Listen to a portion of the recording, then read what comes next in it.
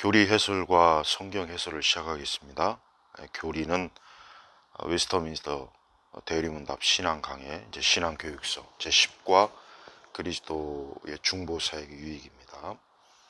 자, 지난 시간에 이어서 이제 양자 교리에 이어서 이제 우리는 이제 하나님의 또 거룩하심, 하나님의 거룩하심은 뭐 성경에 가장 명확하게 나타나는 주제죠. 하나님께서 우리를 하나님의 그 거룩한 뜻과 또 하나님의 그 섭리와 또 하나님의 그 영광 또 하나님의 어떤 은혜, 이 모든 것들을 이제 충족해 하는 게 이게 거룩입니다. 그래서 성도들은 뭐 성도라고 하는 성자 자체가 이제 거룩할 성자니까 뭐 하나님께서 우리를 거룩하게 하셨다, 그러니까 그리스도인이 되었다, 성도가 되었다 하는 것은 하나님께서 우리를 거룩하게 하셨다. 이제 그 거룩은 우리가 예수 그리스도 안에서 이제 하나님의 자녀가 되고 이제 예수님을 통해서 이제 죄로부터 이제 사망으로부터 건짐을 받고 이제 나중에 이제 부활의 생명을, 영원한 영생의 부활로 이제 하나님 앞에 이르는 거죠. 그래서 이제 여기에서 이제 중요한 것은 기독교는 기독교는 인간의 본질 자체를 이제 거룩하게 여기지 않아요. 근데 이제 세상의 많은 다른 종교들은 인간의 그 존재 자체를 기독교처럼 부패했다, 죄가 있다, 썩었다, 타락했다, 이렇게까지는 다루지 않습니다. 물론 뭐 부분적으로 인간이 불완전하고 부족하다는 것은 지적은 하지만 기독교처럼 사람이 죄로 인해서 죄 때문에 죽었다, 이렇게까지 하는 종교는 사실 없어요. 뭐 심지어는 뭐 동양 종교나 힌두교나 뉴에이지 뭐 이런 성향, 이런 쪽은 오히려 인간의 신성, 인간의 내면의 신성을 또 얘기하고 인간의 어떤 죄, 부패, 이거는 전혀 언급을 안 합니다. 그러니까 기독교는 이 하나님께서 우리를 거룩하게 하신 것 자체가, 이것은 결국은 거룩하기 이전에 인간, 우리 믿는 성도들도 죄인이요, 죄성이 있고 부패했고 썩었고 악하고 더럽고 추하고, 로마서에도 잘 나와 있고, 그런 우리를 이제 예수 그리스도의 그 십자가의 은혜로 우리를 하나님께서 거룩하게 우리를 변화시킨 거죠. 거룩하게 변화시켰다는 것은 거룩한 존재로 우리를 이끌어 주셨다. 우리를 그리스도의 피로 씻으시고 덮으셔서 이제 우리가 하나님 앞에서 거룩한 존재가 된 거죠. 그러나 우리가 또 알아야 될 것은 우리는 우리 스스로의 어떤 자기의, 자기 공로, 자기 노력, 자기 선행, 뭐 도덕적, 윤리적으로 뭐 흠이 없어서 내가 거룩하다, 또 하나님께서 그런 나를 참 하나님의 자녀로 이끄셨다, 그렇게 생각하면 안 되죠. 이제 그게 굉장히 이 부분을 그렇게 신앙생활 오래 한 분들도 잘 이해를 못하는 것 같아요. 뭔가 하나님께서 나를 구원할 만한 뭔가 좀 있으니까 나를 구원하셨겠지, 그게 일단 절대 아니고, 또 내가 뭐 하나님 앞에서 참 어떤 선행이나 좋은 일, 착한 일, 이런 거에서 하나님이 나를 구원하셨다, 이것도 역시 아니고, 또 내가 도덕적, 윤리적으로 선하고 바르고 그렇게 하면 내가 구원받을 수 있고 거룩할 수 있다, 역시 그것도 아닙니다. 근데 사실 이거는 굉장히 그렇게 어렵게 이해할 문제는 아닌데, 사실 많은 그리스도인들도 예수 그리스도에게서 자신의 의와 거룩을 이렇게 지탱하기보단 결국 신앙생활 해도 보면은 자기 의예요. 내가 참 뭐 하나님을 잘 믿고 내가 주님을 위해서 살고 내가 또 뭐 그렇게 크게 뭐 죄를 짓지 않고, 그러니까 하나님께서 나를 거룩하게 여겨주시는구나, 거룩하게 나를 보시는구나, 이런 생각을 하는 사람들이 굉장히 많습니다. 사실은 그것도 아닙니다.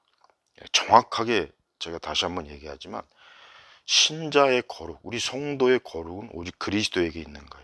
그러니까 예수 그리스도께서 그분의 피로 우리를 속죄, 대속, 우리를 우리의 죄와 허물과 모든 것들을 그분이 씻어주시지 않고 덮어주지 않았다면 우리가 아무리 뭐 그 어떤 것으로도 우리는 거룩하다고 할 수 있는 게 사실은 하나도 없는 거예요. 그러니까 성도는 매 순간 매 순간 내가 하나님을 주님으로 인하여 내가 거룩해지고 주님으로 인하여 내가 거룩한 사람이 된 거지, 자기에게서 그 어떤 것일지라도 내가 요것 때문에 요러니까 내가 거룩하다 그렇게 생각하면 안 돼요. 뭐 내가 기도를 많이 해서 뭐 예배를 많이 드려서 내가 뭐 어쨌든 주님을 위해서 뭐 살아서 그러니까 그것조차도 사실은 아닙니다. 그거는 이제 하나님께서 우리를 거룩하게 하신 그 결과물이지 원인이 아니라는 거예요. 예. 요거를 잘 이해해야 돼요. 우리가 이제 우리가 양자, 하나님의 자녀가 되었죠. 그럼 그게 벌써 거룩하게 된 거예요. 벌써 하나님께서 나를 주의 자녀로 삼았다. 벌써 신분이 바뀐 거란 말이에요. 신분. 거지에서 왕자로. 벌써 신분이 바뀌었잖아요. 거지는 말 그대로 거지의 천해. 그럼 왕자가 되면 존귀한 신분이 됐잖아요. 왕족으로. 그러니까 그리스도인 자체가 벌써 그리스도인이 되는 순간 거룩해진 거지, 그가 어떤 원인을 통해서 내가 거룩해졌다.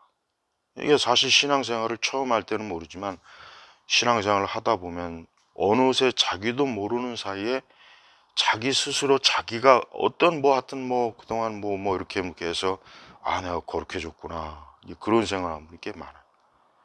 그렇지 않습니다.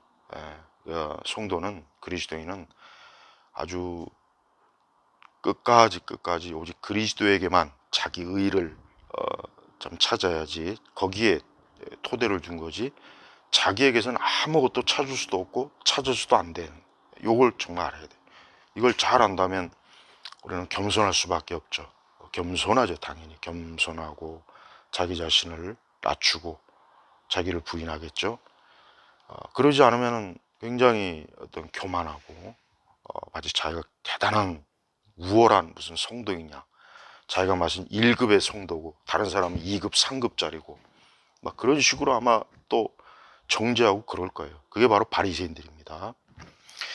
자, 그러면 이제 또 이 거룩을 또 다른 말로 표현하면 이제 성화. 이게 성화라고 하는 것도 사실은 이 거룩의 그 또 다른 그 표현일 수도 있고, 우리가 이제 성화된다는 것 자체가 그리스도인이 되면서 우리가 하나님의 자녀, 양자가 되고 나서 이제 그때부터 하나님의 이제 그 자녀로서의 그 어떤 성령 안에서 이제 변화. 그래서 뭐 가장 쉽게 얘기하면은 우리가 이제 성화된다는 건 하나님의 성품, 그리스도의 성품, 이거를 이제 닮아가는 거죠. 이제 그와 같은 것들이 우리 안에서 계속해서 자라나는 거예요. 그걸 이제 성령의 또 열매로 표현할 수 있고, 그리고 이 모든 이 성화의 그 이끄시는 주체는 이 성령 하나님이에요. 그래서 성령 하나님께서는 우리를 계속해서 참 그리스도 예수 안에서 우리가 믿음으로 구하고 또 우리의 구원, 또 우리의 구원의 완성, 또 우리가 하나님의 거룩한 성품, 또 예수 그리스도의 고난과 죽으심과 그분의 우리를 향하신 그분의 사랑을 온전히 받아들이면서 하나님을 향해 서 있는 것, 이게 사실은 성화입니다. 성화. 그러니까 성화를 또 도덕과 윤리로 혼동하면 안 돼요. 도덕과 윤리로 혼동하는 경우가 너무 많이 있어요. 그러니까 성화가 마치 무슨 뭐 도덕 윤리처럼 착하게 살자, 도덕적으로 바르게 살자, 윤리적으로 올바르게 살, 이건 성화가 아닙니다. 그게 성화라면은 성령께서 굳이 뭐 우리의 성화를 위해서 우리 안에 내주하시면서 역사하실 필요가 없죠. 그냥 가서 공자알 맹자알 찾으면 될 거를. 그러니까 우리는 그리스도인이 된다는 것은 결국은 하나님의 성령에 의해서 우리가 계속해서 믿음 안에서 자라가고, 그 성령께서, 거룩한 영 성령께서 우리의 내면에서 내주하시는 성령께서 우리의 모든 것들을, 우리의 생각이나 성품이나 삶의 모든 것들을 하나님의 영광 거룩에 맞춰가는 겁니다. 그래서 이 성화도 참 조심스럽게 이해해야죠. 그리고 우리가 항상 이 말씀에 근거한 그 성화적 신앙성을 해야 되고, 또 이 완전주의, 완전할 수는 없어요. 그리스도인들 중에, 은연 중에 자기도 모르는 사이에 완전주의에 빠져요. 자기가 마치 그 하나님 자리에 이를 것처럼. 뭐 힌두교나 뉴에이지는 너 자신이 신이다, 신이 신적 존재라는 걸 깨달아라, 뭐 그런 식으로 가르치죠. 근데 기독교도 그건 아니지만 마치 100% 흠도 없고 점도 없는 완전주의에, 이게 자칫하면 종교적 강박관념에 빠져갖고 거의 그냥 율법주의 그 수준으로, 그러니까 그런 형태는 평안도 없고 안식도 없고, 또 강박관념 때문에 어떤 뭐 조금만 이렇게 해도 막 내가 하나님 앞에 무슨 저주받나, 뭐 그런 두려움, 공포심이 있고, 그러니까 그런 상황에서는 신앙이 조금도 평안할 수 없죠. 오히려 신앙이 굉장히 무겁고 짐이고. 그래서 완전주의에 빠지면 결국 기독교를 이탈하게 돼요. 그러니까 완전주의에 빠지지 마세요. 우리는 사실 완전주의에 빠질 게 없어요. 머리끝부터 발끝까지 죄요. 우리의 마음이나 생각이 얼마나 참 부패하고 썩었고 온전하지 못하잖아요. 또 참 우리의 믿음이 있어서도 온전하지 못하고 그래요. 그러니까 그런 상태지만 하나님의 성령께서 우리를 계속해서 이끌어 가시는 거예요. 그러면서 이제 성화되는 거지, 내가 스스로 완벽하다, 완전한 뭔가를, 완벽한 그리스도인이 되겠다, 그거는 불가능합니다. 예. 그것은 이 다음에 천국에 갔을 때, 그걸 영화 되었을 때, 그때는 완전한 거예요. 이 땅에 있을 동안 우리 성도들이 완전주의에 빠지지 않으면서 하나님 앞에서 성화의 그 과정을 잘 거치고, 또 하나님 앞에 겸손하고 항상 내주하시는 성령님을 의지하고 성령님의 그 뜻을 말씀을 통해서 바르게 알고 하는 이러한 신앙의 길로 갈 때 그 사람은 온전한 그리스도인의 길로 가게 되는 겁니다. 자, 이 시간에 이제 시편 15편을 보겠습니다. 시편 15편. 여호와시여, 주님의 장막에 누가 머무르며 주님의 거룩한 산에 누가 살겠습니까? 그러니까 누가 하나님과 영원토록 함께 하겠습니까? 시편 15편이죠. 보면 2절에 보면 온전하게 행하며 의를 행하고 그 마음의 진실을 말합니다. 온전하게 행하며 의를 행하고, 요거는 완벽한 어떤 행동을 한다는 뜻이 아니라 말씀에 기추어서 자기 행실을 거기에 맞춘다는 거예요.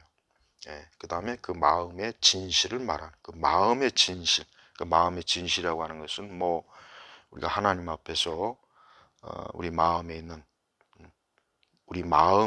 정직한 고백, 정직한 어떤 신앙의 고백을 얘기하는 거예요. 정직한.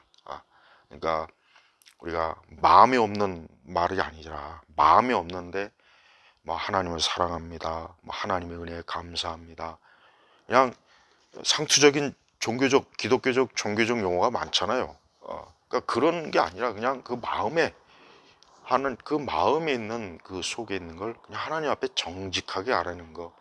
이게 그 마음의 진실을 말하는 거예요. 그 다음에 그는 3절, 그는 자기여로 험담하지 않고, 이 험담이라는 게 뭐예요? 험담. 이 험담은 말 그대로 바로 그 다음에도 나오지만 그 친구의 악을 행치 않으며 자기 이웃을 비방하지 아니합니다. 험담, 비방, 악을, 그 친구, 이건 결국은 뭐 누군가를 모함하거나 모욕을 주거나 뭐 그 그를 비방하거나, 또 그를 욕되게 그의 어떤 명예나 어떤 것들을 막 깎아내리거나 뭐 그런 거예요. 그러니까 이 험담, 또 비방, 또 악을 행하는 거, 이게 다 결국은 마귀의 속성이에요. 그래서 성도들은 절대 남의 말 하는 거 참 주의해야 돼요. 우리가 참 가장 그 야고보서도 나와 있지만 혀를 참 길들이고 있는 게 참 진짜 어렵죠. 그러니까 우리 혀가 험담, 비방, 또 우리 친구 이웃에게 가까운 누군가에게 악을 행하는 거, 이게 사실은 다 사실 마귀의 속성이고, 뭐 우리 안에 그 부패한, 전적 부패한 타락한, 여전히 우리에게는 그 타락의 속성이에요. 사실 우리가 이런 부분에 참 불완전하고 우리도 많이 이런 죄를 짓습니다. 그래서 참 조심해야 되겠죠. 특히 험담, 비방, 이건 참 악한 거예요. 험담하거나 비방하는 거. 우리 시대가 험담과 비방이 난무하죠. 정치권, 뭐 사방천지, SNS. 근데 사실 이제 이와 같은 것들이 결국은 이 세상을 결국은 싸움과 전쟁과 파괴와 서로 대립하게 만들고, 서로 증오심, 특히 증오심을 갖게 하고 미움을 갖게 만들어 버려요. 특히 이제 교회에서 절대 험담이나 비방은 참 조심해야 돼. 그걸 말로든지 SNS로든지. 이게 결국은 남을 죽이는, 다른 사람을 죽이는 길이 바로 이런 험담이나 비방입니다. 4절에 보면 그가 주께 버림받은 자를 멸시하나 여호와를 경외하는 자를 존경하며 자신의 소원한 것은 해로울지라도 변경하지 아니하며. 주께 버림받은 자, 주께 버림받았다는 것은 배교자, 배교자, 영적 배도 배교한 자를 당연히 우리는 거부해야죠. 또 이단자들. 근데 우리 시대 교회를 보면은 영적으로 분명히 배도 배교했는데도 그거를 참 그걸 따라, 예를 들면 뭐 WCC니 신사도주의니, 그다음에 오순절 은사주의, 그다음에 또 극단적 오순절 은사주의, 그다음에 이제 성령 운동, 그 외에 이제 그리스도의 십자가의 복음을 왜곡하는 거, 뭐 이런 거 많잖아요. 근데 그렇게 해도 교계에서, 우리 기독교에서 활동하는데 아무 지장이 없어요. 오히려 그렇게 안 하면 배척받는 참 이상한 시대가 됐습니다. 여호와를 경외하는 자들을 존경하며. 그래요. 하나님의 사람들을 존경하라 이거죠. 하나님의 사람, 하나님에게 속한 사람을 존경, 존중, 이렇게 해야지. 하나님께 속한 사람을 멸시하고 천대하고 무시하고 비방하고 참소하고 모욕을 주는 것은, 그건 아주 하나님 앞에 큰 죄가 됩니다. 또 자신이 서원한 것은 해로울지라도 변경하지 아니하며. 이 서원이라고 하는 건 하나님과 뭔가를 약속한 거죠. 그러니까 쉽게 얘기하면 하나님과의 약속을 귀하게 여기라 이거죠. 하나님과의 약속을 그냥 수시로 변덕을 부리고 뭐 이랬다 저랬다 하는 거, 이거는 일관성이 없는 믿음이에요. 일관성이 없는 믿음과 또 온전치 못한 헌신이기 때문에. 5절에 그는 이자 때문에 돈을 빌려주지 않고, 돈을 그냥 빌려주는 거. 그래서 사실 옛날에 유대인들이 대부업, 금융업을 많이 했죠. 왜 그러냐면 중세시대 때 그것밖에는 할 수 있는 게 없거든요. 중세시대 기독교 시대에는 돈을 취급하는 걸 죄악으로 여겼어요. 그거를 다 유대인들에게 떠맡긴 거예요. 너희는 저주받은 것들이니까 이 돈 다루는 일을 해라. 근데 지금 세상은 돈 다루는 일이 제일 막 엄청난 직업입니다. 그렇다고 해서 혹 뭐 이자를 받는 걸 그럼 죄라고 여기느냐? 중세 시대는 그렇게 해석을 했어요. 가톨릭이나. 근데 그 얘기가 아니에요. 여기서 그런 이자 때문에 돈을 빌려주지. 이거는 말 그대로 불이한 목적과 불이한 방식으로 이자를 취급하는 걸, 그걸 얘기한다고 보면 돼요. 그러니까 합법적인 어떤 이자나 그거를 잘못됐다고 생각하면 안 돼요. 그러니까 극단적인 신앙을 가진 사람은 이제, 그러니까 뭐 어떤 이자도 안 된다 뭐 그렇게 하는데, 그게 아니라 불이하고 악한 방식의 어떤 돈을, 그래서 사실은 이제 물론 사실 그리스도인들 포함해서 이런 사채, 이게 사실은 참 물론 오늘 같은 뭐 자본주의 시장에서 없을 수는 없겠지만, 아주 잘못된 사채, 잘못된 그 나쁜 방향으로 이자 이와 같은 것들을 하는 사람도 꽤 있잖아요. 그런 종류예요. 그러니까 그리스도인은 그런 종류의 그 일을 해서는 안 된다 이거죠. 무죄한 사람을 해치려고 뇌물을 취하지 않으니. 무죄한 사람. 참 하나님 앞에서 하지 말아야 될 게 뭐냐. 공연히 다른 사람에게 시비 걸고 다른 사람을 괴롭히고 공연히 악을 행하는 자들이 있어요. 이게 다 남을 해치는 거예요. 그러니까 남을 해치는 방식은 많아요. 말로 해칠 수도 있고 법적으로 해칠 수도 있고 경제적으로 해칠 수도 있고 신체적으로 해칠 수도 있고 남을 해치는 방식은 굉장히 많은데 그러한 것들을 하지 말고 또 그와 같은 것들을 하려고 뇌물이라는 것은 뭐 불의한 채무를 얘기하겠죠. 그러니까 남을 해치고 그걸 목적으로 또 불의한 채무를 얻는 거, 그건 잘못됐다는 거죠. 그다음에 이런 일을 행하는 자는 영원히 흔들리지 않을 것이다. 그러니까 우리 시편 15편을 보면은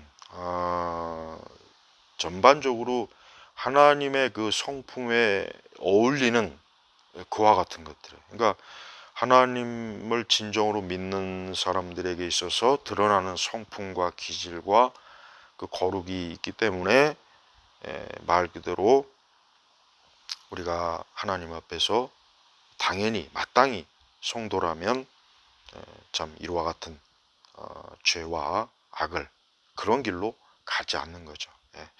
우리 그리스도인들은 그리스도인이라고 의미가 무엇인지를 정말 잘 알아야 됩니다. 지금 시대는 이 그리스도인이라고 하는 것이 무엇인지 모르고 교회를 다니는 사람들이 굉장히 많습니다. 그리스도인은 사실 그리스도인들은 다 봐야 돼요. 그리스도인은 하나님과 어울릴 수 있는 사람이에요. 그 사람들이 그리스도인이에요.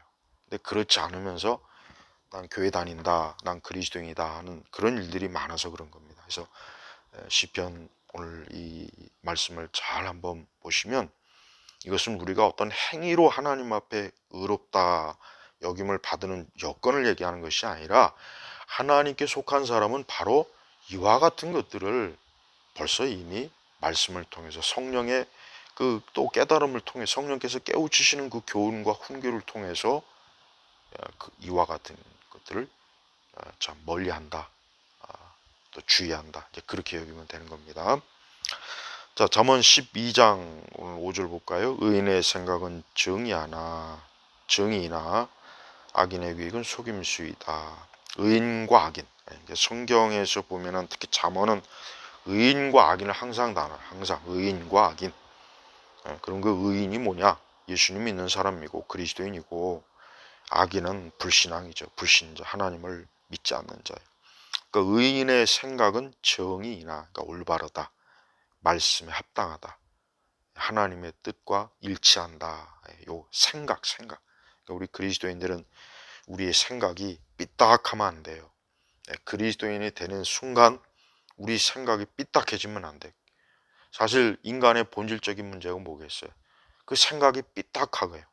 잘못된 지식, 잘못된 관념, 잘못된 철학, 잘못된 이념, 잘못된 어떤 그 세계관, 또 잘못된 악한, 죄악된 그런 뭔가 삐뚤어진 생각들.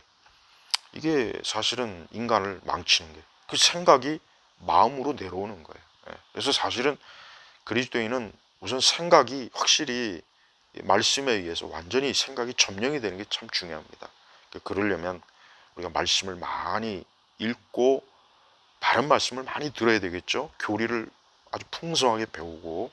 근데 그러한 자리에 우리가 세상 문화, 세상의 그런 것들이 더 많이 들어오게 되면 교회를 다녀도 그 생각이 삐뚤어져요. 생각이 아주 잘못된 그런 일이 비일비재합니다. 그러니까 이 생각을 참 조심해야 돼요.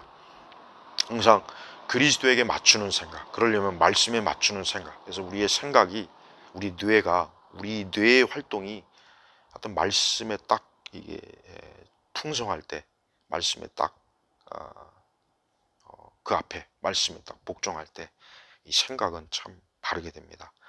악인의 계획은 속임수이다. 악인의 계획은 속임수. 성경에 보면은 최초로 뱀이 하와를 속였잖아요. 선악과 따먹어도 괜찮다. 속였어요. 속였어요. 그래서 하와가 그다음에 아담이 그 속임수에 넘어갔죠. 악인의 계획은 속임수. 그러니까 악인은 뭔가 이 비열해요. 악인은 보면은 그들의 그 계획이라고 하는 것은 선한 계획이 아니라 남 죽이고 다른 사람 모욕 주고 파괴하고 부끄러움과 창피함을 주게 하고 또 그 계획이라는 것 자체가 끌어내리고 강도, 도적 이런 거. 우리나라 보면 좌파들이 그 하는 짓이 다 보면은 요즘 그 더불어민주당 하는 짓들 보면 다 봐요. 그다음에 패미들 하는 것 보고 봐요. 이거 확실히 우리가 살고 있는 이 세상은 이 악인의 계획이 이 정치, 경제, 문화, 사회, 예술 또 심지어 이제 기독교, 종교 굉장히 깊숙하게 이 악인의 계획이 많이 들어와 있어요. 그다음에 이제 뭐 대중문화의 거짓말. 대중문화는 다 환상이라고 보면 돼요. 그러니까 대중문화 사실 뭐 이 대중문화에 거의 다 푹 빠졌죠. 우리 한국 사회는 유난히 더 심해요. 그래서 무슨 트롯, 가요, 뭐 케이팝, 그다음에 드라마, 영화, 뭐 소설, 어, 그다음에 뭐 클래식도 사실 별 다를 바가 없어요. 하나님이 없는 클래식은 그저 고상한 짐승에 불과하거든요. 그러니까 그게 다 사실은 뭡니까? 거짓말이에요, 거짓말. 그러니까 이 세상의 그런 문화라는 건, 그러니까 그 자체가 이 거짓의 계획에 딱 맞춘 거랍니다. 그렇게 봐야 돼요.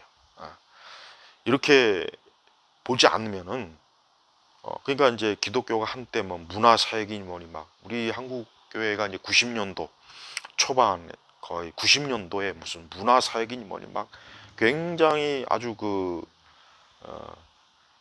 참 잘못된 짓들을 했어요. 근데 그 문화사역이라는 거 말 자체도 안 되지만 기독교는 문화사역을 하는 종교가 아니라 하는 것이 아니라 복음사역을 해야죠. 근데 문화사역, 뭐 문화를 변혁시키자, 문화를 개혁, 굉장히 그런 일들을 많이 했는데 결과적으로 교회가 그 문화에 먹혀버렸어요. 그러니까 지금 봐요. 지금 교회 안에 뭐 설교부터 뭐 교회 음악, 그다음에 교회 어떤 여러 가지 보면은 문화에 의한 그런 방식으로 돌아가잖아요. 그러니까 그와 같은 것들을 누가 그 배후에서 계획을 세웁니까? 궁극적으로 마귀고, 그리고 그 마귀에 의해서 철저하게 마귀적인 생각을 가지고 있는 사상가, 철학가, 교수, 또 종교인, 정치인, 문화예술인, 그 외에 또 많잖아요. 그러니까 그런 사람들이 이 세상에 계획을 세우는 거예요. 그러니까 이 사단의 체제라는 걸 알게 되면 이 악인의 계획이라고 하는 게 사실 속속들이 다 이 세상의 영역에 다 있어요. 그러니까 그리스도인들은 정말 참 이 세상을 살아가는 것 자체가 참 사실 힘들고 어려워요. 그렇지만 우리에게는 성경의 말씀이 있고 우리에게는 기도가 있다는 거. 그러니까 우리가 살아갈 수가 있는 거지. 우리가 기도할 수 없고 말씀이 없다면 뭐 이 세상 자체가 뭐 이미 벌써 하나님께 저주받은 것이니까 뭐 견뎌낼 수가 없겠죠. 그래서 오늘 이 악인의 계획에 대해서는 제가 다음에 더 특히 이제 생각이나 이런 부분은 제가 기독교 세계 안에서 정말 좀 많이 좀 다룰 예정입니다.